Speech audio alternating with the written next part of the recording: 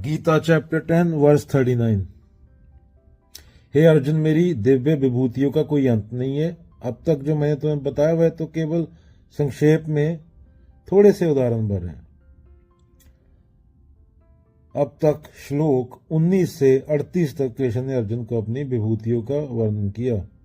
श्रेष्ठ में मैं श्रेष्ठ, तेजस्वियों में तेज, ऋषियों में व्यास, कवियों में उष्णा। लेकिन यहां वे साफ कह देते हैं कि ईश्वर की विभूतियों की गिनती संभव नहीं, वो गिनती से बाहर है। जो कुछ भी अस्तित्व में है, अचल या चलने वाला, यह सब उसकी अभिव्यक्ति है।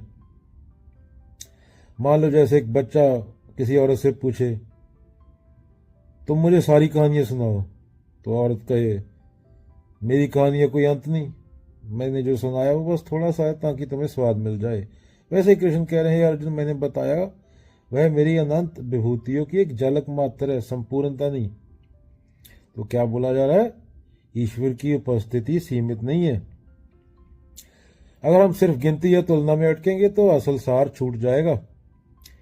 इसलिए किसी भी श्रेष्ठता, सौंदर्य, ज्ञान या करुणा को देखें और उसमें ईश्वर के दर्शन करें।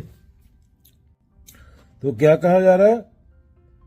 अर्जुन, तुम सोचते हो कि मैंने अगेन 20-25 उदाहरण दे दिए, वही मैं हूं। नहीं अर्जुन, मेरी विभूतियों कोई अंत नहीं। यह धरती है, काश, यह भगवान, यह बुद्धि, यह चेतना, सब में मैं हूं। पर तुम गिनतियां फंस जाओगे तो सार नहीं पकड़ पाओगे।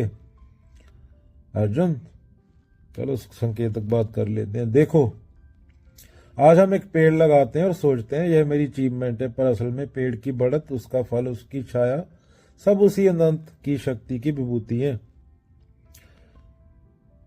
क्लाइमेट चेंज क्यों आया? क्योंकि इंसान ने सोचा प्रकृति फाइनाइट है, मैं इसे कंट्रोल कर लूंगा। पर कृष्ण कह रहे हैं, मेरी विभूतियों का कोई अंत नहीं। तुम चाहे सब रिसोर्सेज गिन लो, फिर भी मेरी शक्ति असीम है। यानी इंसान ने जब सोचा कि वह प्रकृति को मेजर कर लेगा, तभी से विनाश शुरू हुआ। विज्ञान ने एटम तक का खोज लिया, डीएनए तक पहुंच गया, स्पेस तक सैटेलाइट भेज दिया। पर हर डिस्कवरी के बाद साइंटिस्ट कहता है, हमने तो बस शुरुआत देखी है। कृष्ण यही कह रहे हैं साइंटिफिक तरीके से। तुम्हें जो लॉ ऑफ फिजिक्स लगते हैं, जो गैलेक्सीज दिखती हैं, यह तो बस मेरी एक झलक है। असल में मैं अनंत हूं। जैसे आज जेम्स वेब टेलीस्कोप ने हजारों नई गैलेक्सीज दिखा दी। पहले हम सोचते थे यूनिवर्स इतना है, अब पता चला ये तो बहुत ज्यादा है। तो अगेन सेम चीज कृष्ण कह रहे हैं। यह वही है जो गीता कह रही है। बच्चों को सिखाओ भगवान गंगा में है, भगवान सूरज में है, पर भगवान ट्रैफिक लाइट में भी है और तुम्हारे एसी में भी है। और जब एसी चलाकर एनवायरनमेंट को जलाते हो तो भी भगवान वही है, पर वहां से दंड बनकर आते हैं। गर्मी, बाढ़, तूफान, सूखा। कृष्ण कह रहे हैं, मेरी विभूति का गेन कोई अंत नहीं। तुम्हें जो रिवॉर्ड चाहिए मैं दूंगा, और जो दंड चाहिए वो भी दूंगा। अभी तुम्हारे ऊपर है वो। प्रकृति कदर नहीं करोगे, जानवरों को जाड़ दोगे तो दंड मिलेगा। तो क्या सीख है? प्रकृति फाइनाइट है, इसका शोषण करके फाइनाइट रिसोर्सेज मान लेना यह ज्ञान है।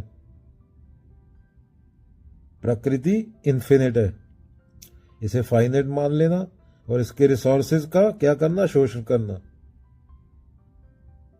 ही अज्ञान है।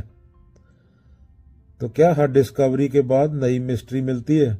यह प्रमाण है कि ईश्वर की विभूतियां अनंत हैं। गिनती छोड़ो, सार पकड़ो। भगवान को लिस्ट या लैंग्वेज या अक्षरों में मत खोजो, भगवान का अनुभव हर जगह है। ये बोल रहे हैं कृष्ण।